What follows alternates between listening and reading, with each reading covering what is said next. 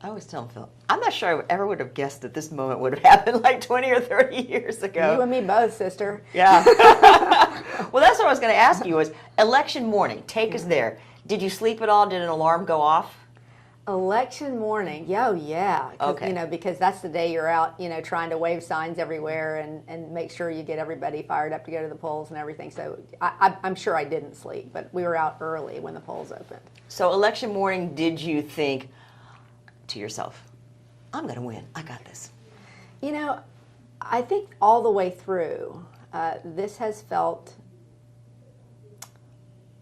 really good. I mean, I don't know if I specifically said to myself, I'm going to win, but I think when I embarked on this, it felt very much like something I was called to do.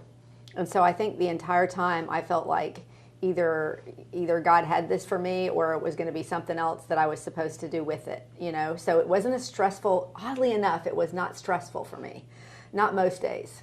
I just felt very, very convicted that I was doing exactly what I was being called to do, and so when I woke up that morning, I just felt really good. And I know people, it seems like people found that hard to believe whenever they would ask me about stuff. I feel good. I mean, we're enjoying the conversations. We're having a great time out in the community. We're listening. We're getting feedback, and however this goes, I feel good, and that's I think how I woke up feeling. So now, does it ever happen that it's, say, 2 a.m. and you wake up and you go, oh, I really am mayor of Jacksonville? Yeah, I actually caught that car. Oh, my gosh, right? Yeah. Yes, I definitely have those moments. Or where I wake up in the middle of the night and say, did I forget? Did I do that? Did I, So it definitely has been a little surreal. It's one thing to go through the campaign, but then once it's actually happened, it's pretty surreal. I have to say. Talk about a huge responsibility on your shoulders. Mm-hmm. Does that make your heart pound? Jeannie, I think you will get this because we've been through so much together in terms of our journeys, sharing breast cancer and being around women specifically who have faced challenges, right? And I know you had a friend go through all that. There is something about having faced that ultimate knowledge of mortality, that then the fact that I was given the grace to still be here, it just makes me feel like every moment is time that I need to make count, and so it feels like such an awesome, amazing responsibility. It's a big one for sure, but I just want to make every minute count, and I think that is the beauty of having gone through something like that you look at it and you say, hey, well, it's not cancer. It may be challenging, but it's not cancer. And also, hey, I woke up, I'm here, and I get to do this. Hallelujah. You sound excited about all this. Oh, I'm so excited. I really am. I mean, I feel like it's a continuation of a journey. And you're right, though. 20 years ago, 10 years ago, 5 years ago, I would have never, ever said that I would do something like this. Never. So now you mentioned your faith. Yeah. So what is your prayer right now? Like if we would hear you praying, can you share a little bit of that with us? Oh, always that I speak with clarity, passion, and purpose, and that I do exactly the next right thing that I'm supposed to do. That's the prayer. Is there a Bible verse that you're kind of hanging on to right now in this transition? Well, I can tell you that during the campaign, especially in the final weeks, it was no weapon formed against me shall prosper. Oh, a lot to that, huh? Yeah. That was in my head a lot over those final weeks. But as I know, it has been in my DNA for a long time to choose love over fear. That's really been my mantra for a long, long time. And I think that's what God calls us to do. I think we're called to love each other. And that's been really what I hoped to bring to the campaign and what I hope to bring to the culture of City Hall. And I know people can look at that and say, well, that sounds... No, I don't think there's anything more powerful that we are given to strive for with each other. And so I think if we really look through that lens, as opposed to this person's a different party than me, or this person may be adversarial to me, but I look at that person through that lens, I just think that if we could all try to do that a little bit more, I think we'd be in a much better situation. So I'm very excited about the fact that people seem excited about that journey. So let's talk a little bit about what inspires you, or maybe who inspired you. I lost my dad recently, and I know you lost your dad quite a while ago, Yeah. but people may not know what you donated to your father. I knew you were going to get to all those places. Yeah. So back when I was 18 years old, I gave my dad a kidney. He struggled with kidney disease from the time that he was in his late 30s, and I had the honor of being able to do that for him when I was 18, and I just happened to be the perfect match, and it allowed us to have him for many more years. He still died when I was 28 years old. We had him for about 10 more years, but I think about him all the time, and I miss him every single day. And you know what I will never forget, and I can still hear it, is your dad's opera voice. I heard that recording. Yeah. And I'm hoping you will let us show his picture and play a little bit of his opera singing. Oh, well, I would be thrilled. I would be thrilled for that. So tell us how he inspired you. Well, my dad, I'm sad I never got his gift. He tried to give me music lessons when I was young, but then when he found out that I liked Pat Benatar better than I liked opera, it was all over, right? But no, I went to every opera in the world you can possibly imagine to hear him sing. He was actually a runner-up at the Metropolitan Opera in New York City, and had the most beautiful tenor voice in the entire world. I wish I had a professional recording of him. When I hear him on these old cassette tapes that I actually have, and I think, oh my gosh, what would it be like if I had him, in the way that we can hear music today? But he inspired me in so many ways, not only with his beautiful voice, but he always believed and told me every day that I could do and be anything, but to make sure that I was always true to myself. And he said, you should always be exactly who you are, because people are going to like you or they're not, but at least they'll know that what they see is what they get. And the truth is, that's how I've proceeded even so far on this journey, is I feel like as long as people know that what they see is what they get, they may agree with you or not agree with you, but they at least know you're being genuine with them. And I think those relationships are the way forward. But my dad taught me all that. My dad was funny. He was a smart aleck. I used to love to go listen to him in court because he was funny. And man, do I miss him. I really do. I understand that. Yes, Yeah, I know it's you hard do. for me. Yeah. It's good. It comes in cycles. Father's Day was really hard this year. It wasn't the like first that. Father's Day, but just anyway. But I understand. So I'm looking back to how long ago were we both pregnant, anchoring at the same time? 28 years or so? 27, 28, 29 years? Yep, that's right. And remember when anybody would burn popcorn? Yes. Oh, gosh. We couldn't stand it. It was stand like, who's doing that? We'd both get nauseated. And there was an ad on TV for this chicken with a pineapple on top. And I used to put my scripts over the monitors. I couldn't stand it because we were both getting sick. Yeah, Days. That was an interesting journey. And also we'd go in and do the breast milk thing in the bathroom. Yeah. We had our own little room. Yeah, so we definitely grew up together pretty much. So tell me, how many years were you a news anchor at First Coast News? About 25. So how do you think that's helping you in this whole journey as mayor? Well, I think, as you know, your job number one in this whole thing is to listen. And I think that people struggle with listening, but that's one of those skills that you really have to hone in order to do this job well. And you go into any situation certainly knowing as much as you can before you get into the interview, but you also realize if you're not keen on listening, you're going to miss something big. And I think that is how I approach every conversation I have in the community. I have to listen and make sure that I don't assume that I know where that person is coming from.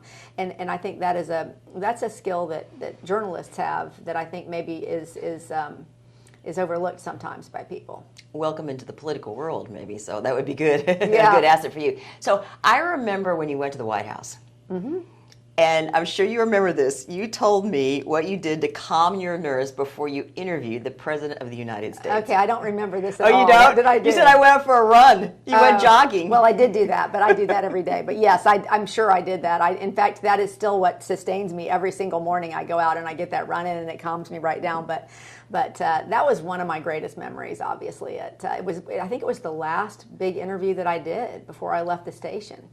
And I'm sure I was quite nervous. It was you don't have to explain the whole thing, but there was a thorny issue nationwide that you had to ask the president about. Yeah, it was about the military sequester, and its effect on Jacksonville. And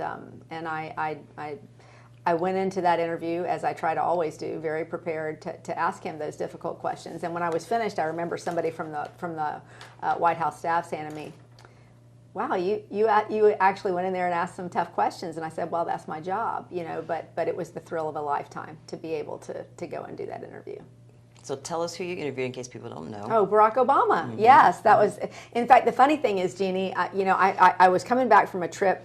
In the week before I found out I was going to do that interview, and we were flying into Reagan Airport, and you're flying over the monuments and all the thing, and I remember turning to Tim and saying, I have one regret as I'm getting ready to leave this job is I've interviewed a lot of presidents before they were in office or after they were in office, but I've never actually interviewed a sitting president. And it was the following week when I got back to the station when I got called in and said, "Hey, would you like to do this interview?" And I went, "Wow, thanks." Check that off the box. No, that was a big one. And talk about nerve-wracking, too. I mean, I can understand why you'd be nervous, but I also remember how you did delve into the complexities of that. And you asked me, maybe not, I wasn't thinking mayor, but that told us all a lot about how your mind works and how you can delve into things that are really thorny. That was a thorny one. You have to be ready to do those things, right? Yeah. So let's talk about something that's not thorny, at least at the beginning, okay? Football. How excited are you about the new Jaguars season? Well, I'm always excited about the new Jaguars season. I think I'm hoping we can pick up the success that we had. That would help me in all sorts of ways if we could pick up where we left off the last time. So let me ask you, are you honestly worried at all that we could lose the Jaguars? I'm really not, Jeannie. I never really have been worried about that. I think that Mr. Khan has shown his desire to be here, and I think that everything they are doing right now in terms of the stadium are things that I asked months ago that they would consider doing. One is to create an economic empowerment picture with all of this. What can we do for underserved neighborhoods at the same time that we're looking at this stadium? What other components could we bring in that would actually help with other needs that we have? So, and then the other thing I asked was that they consider doing the what did they call them? I forget what they called the huddles. That just bring people in, let them give you their concerns and their thoughts. And so they've done really, to me at this point, what they need to do, and now we got to come back and create our own response to that. So let's talk a little bit about this whole process. I'm sure you remember Mike Clark. He was a print journalist here for 47 years. He still writes editorials for the Times-Union. And I was reading a really interesting long one that he wrote about this whole process. And he said, it was hard for us to get the team. But make no mistake, financing a major renovation of the city's football stadium will be another nearly impossible feat. Without a major stadium upgrade, Jacksonville will lose the Jaguars when the contract runs out in 2030. And with it, a major source of community pride. Yeah. So that brings up this issue you just touched on. How are you going to balance pouring a ton of taxpayer money? How do you balance all that money going into stadium upgrades with upgrading the neighborhoods filled with people who say, we've been ignored for years? Well, like I said, and I've said repeatedly throughout the campaign, in order for us to invest what we want to invest into the neighborhoods, we have to invest in downtown. In order for us to have some of the economic prosperity that we want to have and some of the other elements we have to connect all these pieces. So I'm anxious to see how much federal grant money we can bring down for some of these infrastructure improvements we've talked about. But when it comes to the Jaguars in the stadium, it simply is a matter of putting together the best deal we can put together for the taxpayers, while at the same time trying to make sure that deal does as much for those underserved neighborhoods that we can do. And that's one of the things that we discussed when we sat down and we met. So this is just in the beginning stages. We haven't even I'm not in office yet, but we haven't even begun to negotiate. I think you hear a lot of folks say, oh, well, this is the Jaguars saying it's my way or the highway. I don't feel that way at all. I think both of us really want to get to a point of yes, and the question is, where are those investments made by the city? How are they made? And what are all the options on the table? So we'll have three different components that we bring to that. We'll have a finance component, which will be our CFO and the finance team for the city. We'll have a legal component with our general counsel's office, and they'll be putting together the contract. And then we're going to bring in these outside negotiators who are used to having these difficult conversations with the NFL. And all three of those will come together to create all the options that that we can have as a menu for how we can pay for this. So I would not want for people to assume that they know how this deal is going to come out yet. But what I am confident of is that we will get to yes with them, and I believe that the Jaguars will be here for generations. That's at least certainly my intention and my hope. So these outside negotiators, would that be a different check for the city to pay than what the city council wants to do with an outside team? Yes, so it really is up to the mayor's office and the general counsel's office and this team to come and say, here's the proposal. It's up to council to vote on that proposal, and I think they want that consulting piece to be able to basically do their own checking to determine how they feel about the deal. For us, we've asked for a couple of $1 million in the budget. So why spend 2 times? Why not just do it together with the council and have an outside consulting firm? Why have to pay 2 different groups? Well, they want $100,000, I think, I'm not sure exactly of the number, but I think that's what they're asking for. But to bring in these outside consultants to actually negotiate the deal, that's going to be an expensive proposition, but I think one that will pay many dividends as we put this deal together. So I as I said, it's the responsibility of the mayor's office to come up with this plan and this deal. It's the responsibility of the city council to vote on that plan. So we have to take care of business on our end. Whether the council wants to have their own consultant or not, that is entirely something that they can determine. Let me go back to something you just said, talking about the underserved neighborhoods. There has to be some sort of booster plan for them. Can you give us an example of that? Yeah, so I think for a long time we have seen certain neighborhoods in this city get more love than other neighborhoods. We have kicked the can down the road on really important infrastructure needs on the north side, on the northwest side for many, many years, including what we do with all of those septic tanks. We have almost 60,000 septic tanks in this city that are seeping into our groundwater, that are seeping into the river, that are failing. And so what we've said for decades is, we're going to take care of those. We're going to get that done. So we've just started to put some money into that process, but it's been slow going. And so my question when I came in was, why is this so slow? Why is the process slow? Well, there's a couple of reasons. And one of those reasons is because you have to get 75% approval from people in any neighborhood to want to go to that city connection, because you go from really paying nothing that way to paying for your sewer and water, right? So my response to that is, well, let's create an education program where people understand the importance of this, why it's bad for their health, why it's bad for the health of the city. So let's do that component, but then let's also take a look at whether we could put some incentive money into the budget that we might get a federal match for, that would say, hey, let's go ahead and get you hooked up and let's get this process started and sort of ease people into that process.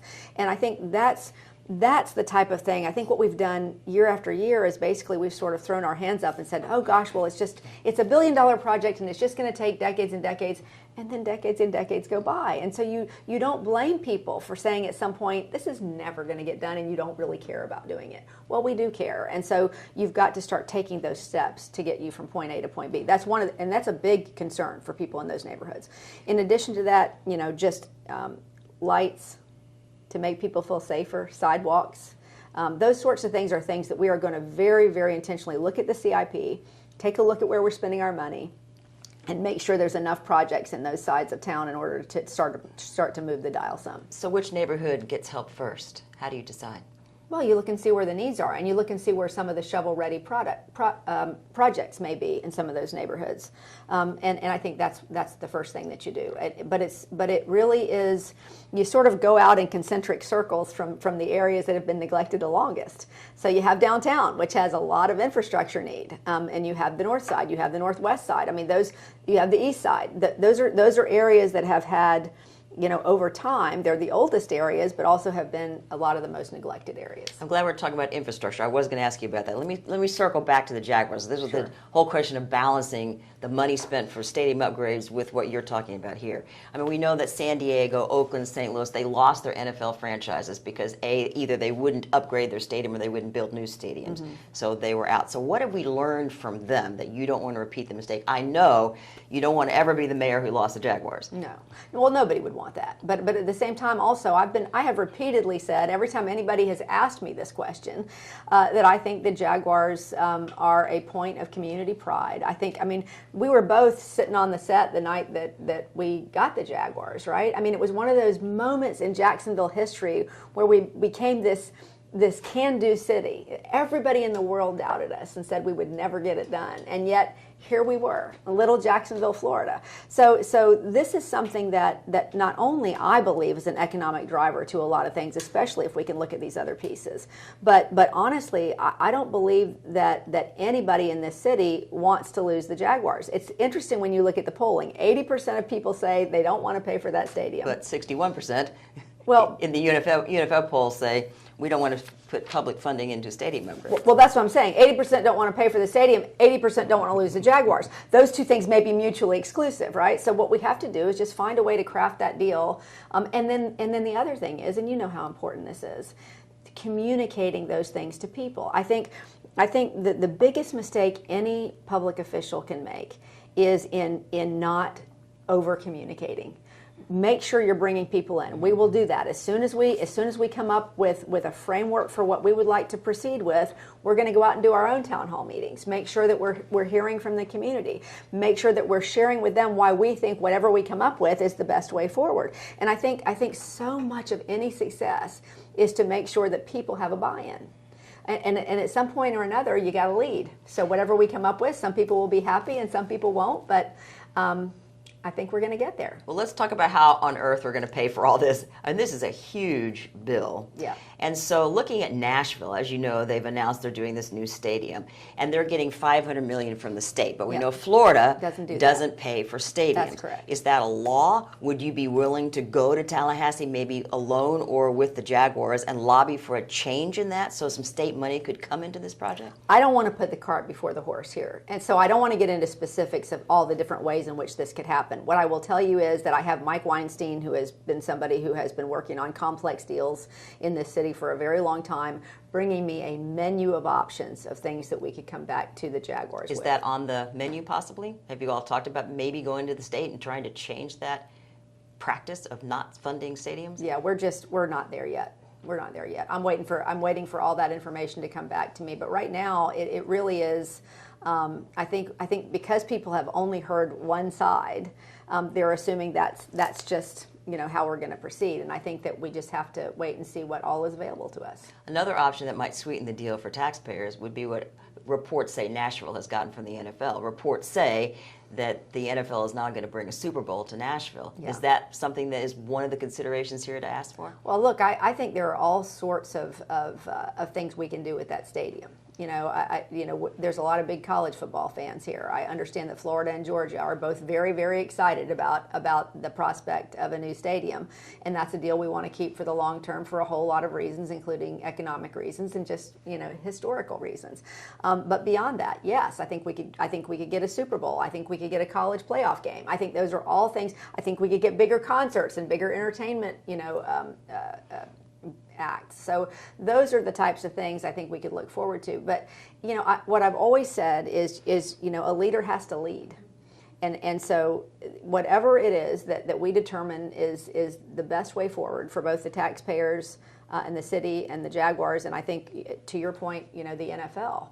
I think that I'm going to be more than happy to take whatever slings and arrows come my way for whatever that is, and hopefully people will feel good about it at the end of the day. So I know you are still looking at all kinds of options. This is just the very beginning. Yeah. I would like to ask you about this 50-50 split. I asked Lenny Curry about it, and he said he believes the 50-50 split is fair. It's a city asset. It should stay 50-50. However, as you know, there are a lot of people who say, no, wait a minute, we're talking about taxpayer money, people who are hard-working, ordinary folks.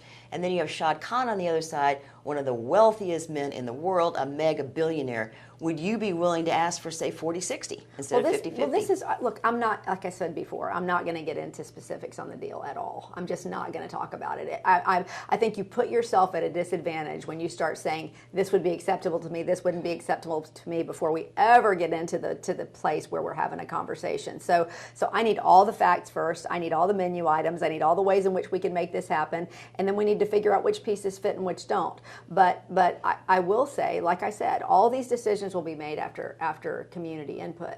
But I think that this is a stadium that I personally would like to see stay in the hands of the city. I know some people have said, let Mr. Khan have that stadium and do what he wants with it.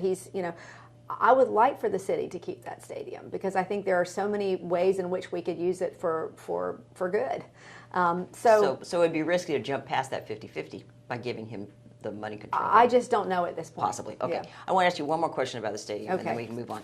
And that is, are you positively sold on the fact that it is definitely an economic boost? I will say this, that I went to the Conference of Mayors recently. We've rejoined that after 8 years of being absent from it, and which was just incredible in terms of wonderful ideas from mayors across the country, Republican, Democrat, and independent mayors from all over.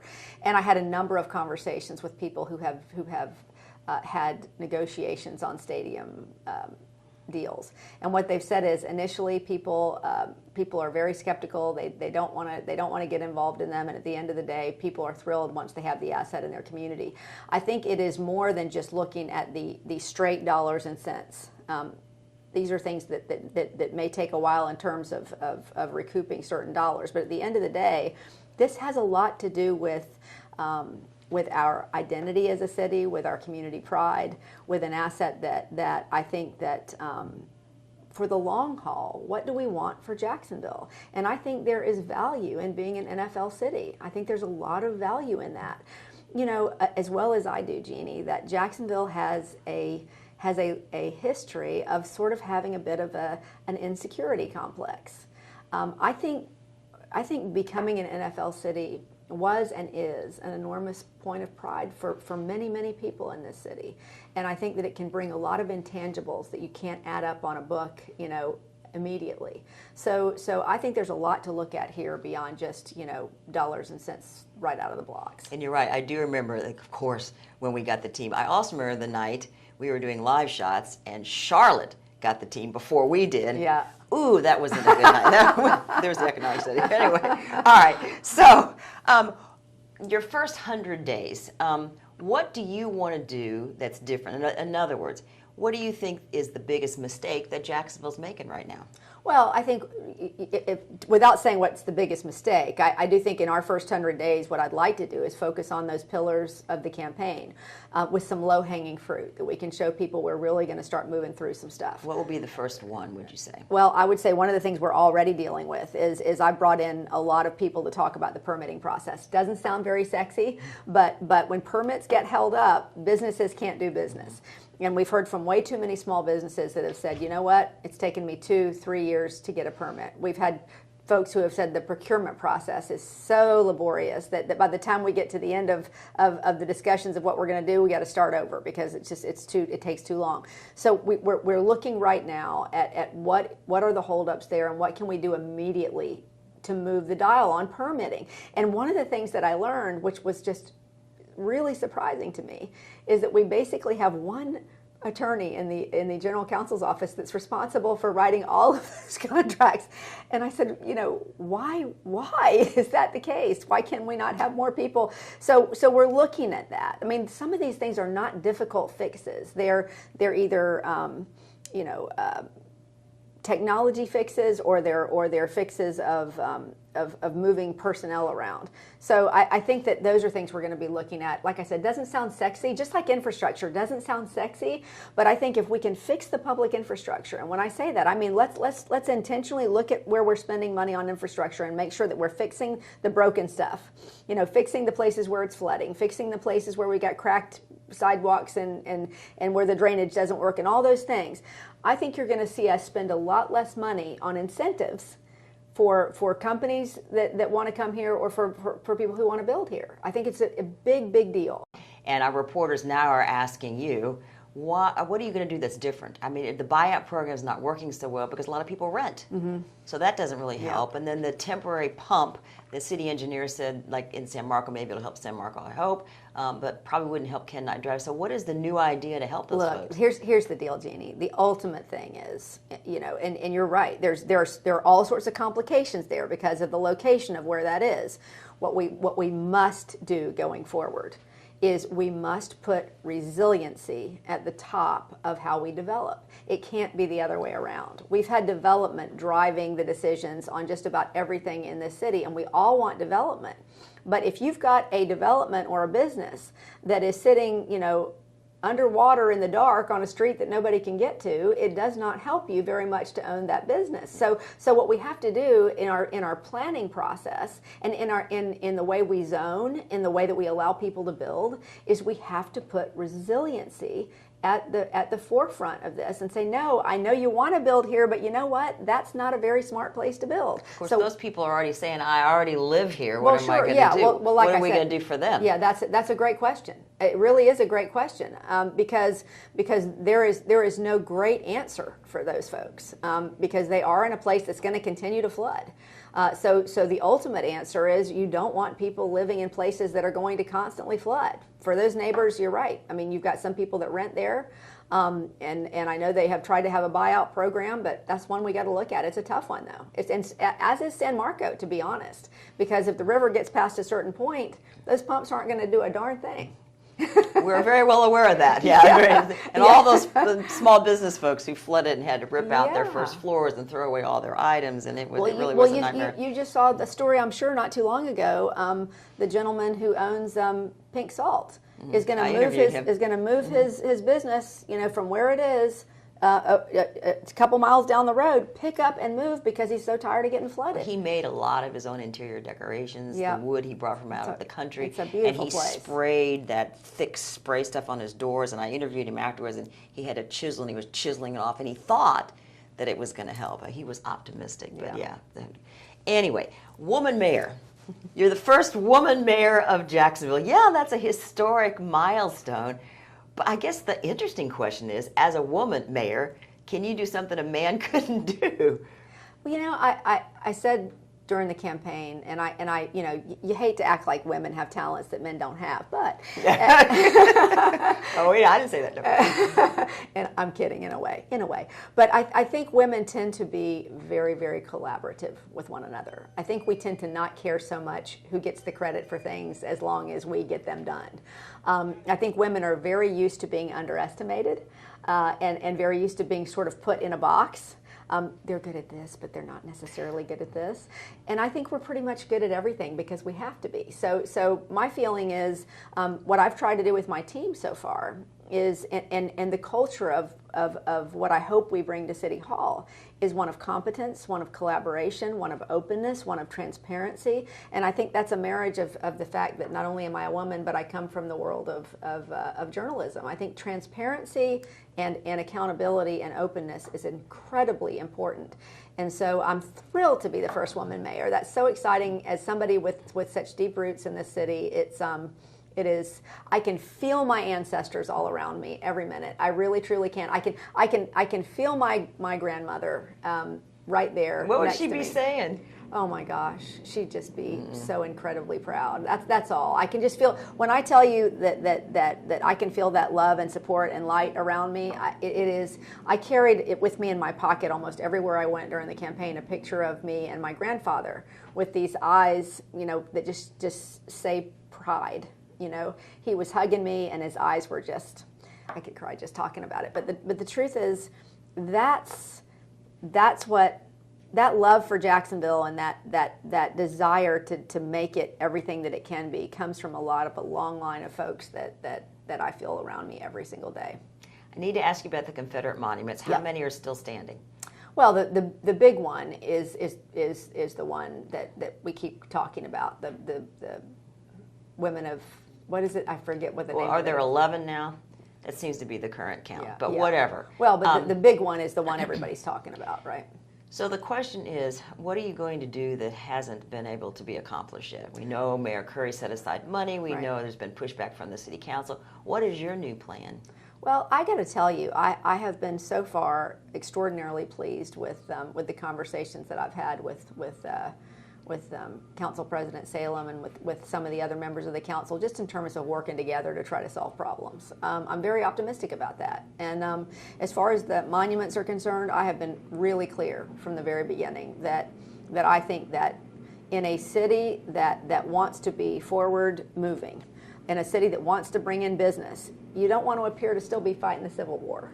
I think it's really, really important that we value everybody's humanity in this city. Not that we discount history. We can take that monument, any monument, and put it into another place and contextualize it, but it shouldn't be sitting in the middle of a neighborhood where people have to be reminded all the time that their humanity was not respected.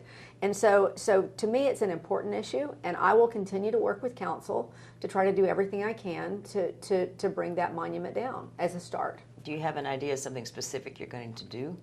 Well, I think I'm going to build relationships first of all, and see where are the holdups and why, and see if we can move toward a yes on that. I think and I think I'm not alone in believing that it's not good for business in this city to continue to have this on the national headlines that we refuse to get rid of our Confederate monuments. If so many other southern cities have been able to do this, then there's just no reason we shouldn't be able to do it as well. Can you use Dean Black's promise to reintroduce the bill in the state legislature that would ban people from, or ban entities, governments from taking down historical markers? I mean, it didn't pass before, so now he says he'll reintroduce it for the 2024 session, and the clock's ticking there. So will that help you push this through? I don't know. I will tell you that I am extraordinarily disconcerted with how much is happening in Tallahassee to take away the ability of local governments to make their own decisions.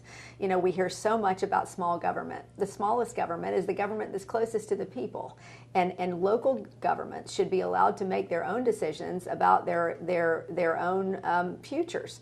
And yet, year after year, session after session, pieces are taken away from our ability to make our own decisions. And so, you know, it is just an attempt to get more control, but it sort of flies in the face, I think, of what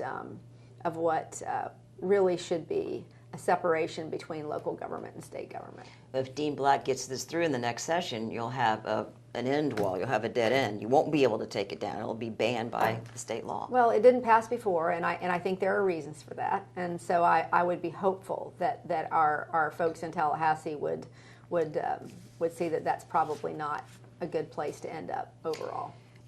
Question about TK Waters. I know you guys have talked now since the adversarial television commercials that ran during the campaign. Yeah. He's proposing a $600 million budget that is 10% higher than the year before.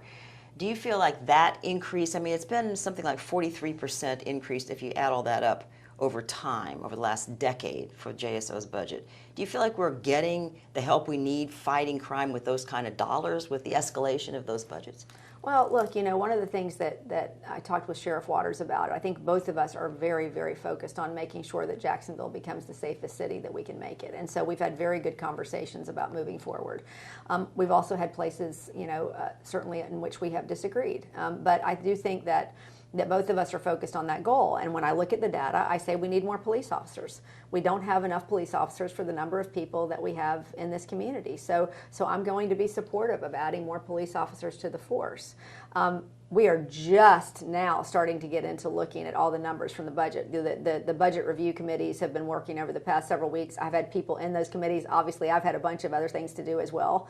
So we're just now getting that data in, and I haven't had a chance to take a deep dive into that budget yet. But I am supportive of additional police officers, and I think that we have to do other things, which is why I created a department head to deal with other community measures that we can take to try to make Jacksonville a safer city, to do things like increasing our literacy rate, making sure that we're looking at reentry programs so that people who are coming back into society after being incarcerated have the best possible chance of being productive citizens. That's good for our economy. It's good for law enforcement. So what my focus will be as mayor is to try to be the very best partner to the sheriff that I can be. In terms of the budget, I'm just haven't had a chance to do a deep dive into those numbers yet. So the plans you're talking about to try to reach out to, say, juveniles who we hope would not become murderers later on, a part of the Revitalized Jacksonville journey? Right. So the journey was, as you know, extraordinarily successful. It's probably the most successful anti-crime initiative we've ever had in this city. And because of a lot of reasons, not the least of which was falling off the edge of the earth in terms of the economy in 2008. It ended up losing money and then eventually went away. But it was focused on a very small area of town. What I'd like to see us do is take a piece like literacy, which we know is so incredibly important. 70% of the young people who are in our jails struggle with literacy. And if we can take that literacy piece and have a citywide initiative to address literacy rates, which are 47% by average, just not good, then I think that we can move the dial in terms of success of people as opposed to maybe turning to something like crime that we know is so tied to literacy. So I think those are the ways in which we can move those dials, and I think that that's going to be one of the priorities of the administration. Once we've taken a look at the journey and everything that we can do to try to fold that into some other programs that already exist, I think that's going to be a big piece. Could that possibly mean, after you comb through all the details of the budget, taking some money out of what JSO wants and putting it in those programs? That's not something we're looking at right now. Okay. I wanted to ask you about something the veterans wanted me to ask you. The veterans with the Semper Fi group are really worried about the Veterans Memorial Wall by the stadium.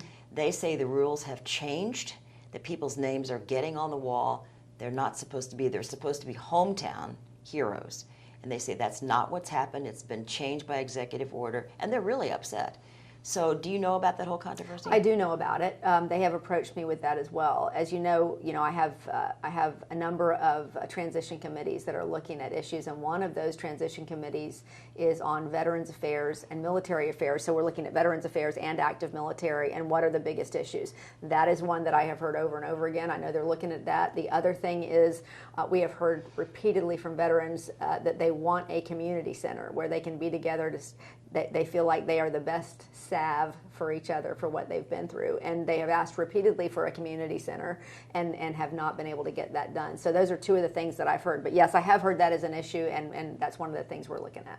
So are you willing to try to redefine that so it becomes what it was meant to be? When Ray Moore did all this research in newspapers and microfiche and found out who our guys were from our own local high schools who were killed or lost their lives somehow in action. Well, I will say on the face of it, that makes a lot of sense to me. I don't understand why it was changed. So I think I need to fully understand why everything was recalibrated before I can tell you exactly how we're going to go forward with it. But certainly, I understand the concern, and it makes sense to me that we'd want our hometown heroes on that wall. So a lot of people have asked me, what do you think Donna's going to do next? Do you want to try to go to Washington again? No. Let me be very clear about that. This is the only stop for me politically, Jeannie. I would love the opportunity to be here for 8 years if possible. If we do a good enough job in the first 4, we'll see what happens after that. As you know, I'm never one that takes things more than a day at a time. Life has taught me that. I'm just grateful to be here, but in terms of any other office, and you can write this down on your little scribble pad if you can read it, I will not be seeking any other office beyond mayor. I will be so happy if we can move the dial on some of these issues, like health that we've put as a priority, like these neighborhoods that need attention, creating more small business ladders. If we can get to the end of this process and we have moved the dial, I will be so happy to hand the baton off to the next generation of folks and be happy with the fact that I was able to help Jacksonville. Just a couple more questions, almost finished. Okay. As you know, Demetrius has lit our walls pink. Did you see behind you? I did see that. I did see that. I was wondering about that. I think everybody knows your passion for finishing breast cancer. Yep. And the amazing accomplishments you've already had in that area. So as mayor, what can you do that maybe you couldn't do before to fight I know you don't like the word fight breast cancer, to finish breast cancer. Yeah. No, look, I obviously love to lift that work, and I think that it's important work. what I love about the role now and the fact that we've created this chief health officer and this focus on our nonprofit community that is connected to health is that not only can we educate people about breast cancer, but we can educate people about all the other issues, frankly, that we are falling into a hole on. Jacksonville has the worst primary health numbers, at least as far as infant mortality and maternal mortality in the state. Primary care numbers are in the bottom half.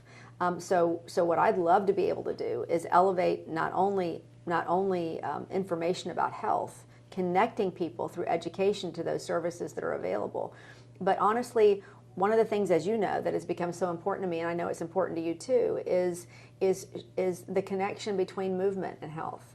And when you look at what we're doing with Blue Zones, with the social determinants of health, so much of that is, do people have the opportunity to move? Can they get out of their cars and walk or ride their bike instead of being, constantly in a vehicle? I would love to connect movement to health as well. And so to me, in answer to your question, yes, I think I would love to continue to elevate breast cancer, but to me it's an opportunity to elevate health in general in a city where we have the best health care in the world and some of the worst health outcomes. And if I can drive that a little bit, I'll be thrilled if we can change those numbers. Andrew Pentazzi with the Tributary wanted me to ask you this. Oh. How are you going to be more transparent? Yeah. Give us some examples. Are Yeah. you going to make sure that, say, City Council or your administration's emails and text messages are always available to the public and actually put out to the public, or what will you plan to do? Well, what we're going to do initially, and you can already tell that I've brought a lot of communication folks into my inner circle. We brought in Melissa Ross to be part of that transparency process. You have Phil, who's leading communications for us. We are and have said from the very beginning, transparency is going to be key for us. So one of the things we're going to do is we're going to hold regular news conferences. We're going to have regular availability to the press. We're going to make sure that people have the opportunity to connect with me on a regular basis and with what we're doing in the city. We're going to have regular town hall meetings. So those are some of the ways in which we're going to be more transparent. But beyond that, if we are going to present an initiative, we're going to bring people into that. We are going to take all these boards that we have, and I don't know if you've ever looked at how many boards and commissions we have in this city. I mean, there are hundreds. Blew your mind, huh? There are hundreds. But what we have found in talking to people is, I was put on a board, years ago, and I haven't heard anything ever since then. So we're going to very intentionally elevate that office and make sure that we are diversifying those boards and putting people in those boards that are energized and excited and ready to bring the people's voice into City Hall. And I think that alone will create more transparency.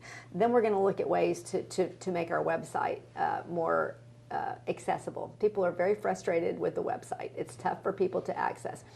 They're frustrated with how commentary goes at council meetings. They like to see they'd like to see it easier for working people to come in and talk to the city council. So those are all going to be things that we're looking at as we're going forward. How can we remove as many of those obstacles, those walls between the people and the city as we possibly can?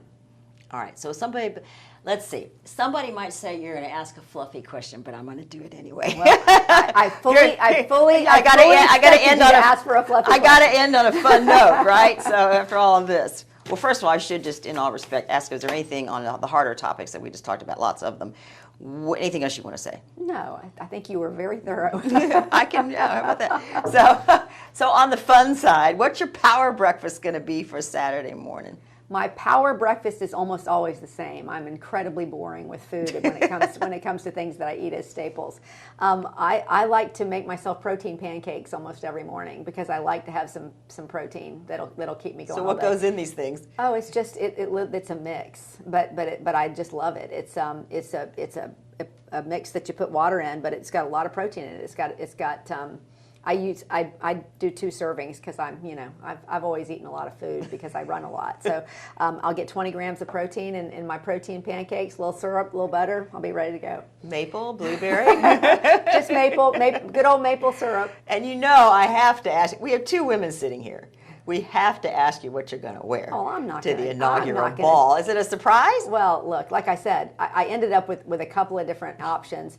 And I haven't really honestly decided which one of them I'm going to wear yet. Really? Yeah, because I figured I'd probably need more than one dress over time, so I got a couple, but I don't know yet. It depends on what mood strikes me when I actually get dressed. So. Or you can wear Republican red now. You can do whatever you want. Is red Republican? That's what they always say. But see, I'm going to push back against that. I think red is just a fabulous color, as is blue. Let's all just wear the same, let's all wear the red and the blue. So you don't have to wear a purple dress at the inaugural ball and feel safe. I will not be wearing a purple dress. That I can confidently say to you, my dress will not be purple. But not that I don't love purple, but no purple. And on a funny note, is there anything funny to share with us as you have been preparing all these teams, your husband, your bow tie, his bow tie, anything you want to share that's fun? Well, God blessed him. He can tie a regular tie okay. He has had several lessons to try to learn how to tie a bow tie. And, from Ken Amaro? Actually, he should have asked. He should have asked Ken. He should have asked Ken, but sadly no. So we've seen the results of him trying to tie the bow ties. So he finally decided to order some the other day to make sure that he had the black tie ready for the black tie event. And instead, what came was a bunch of white ties. So apparently not only can he not tie a tie, but he cannot order a tie. No, listen, let me just say this about Tim, in all seriousness, and take it for what it's worth, but none of this would have ever been possible without him. He has been my steady rock, my encourager in chief, and the person who reminds me every single day to take that time to not only be grateful, but to breathe.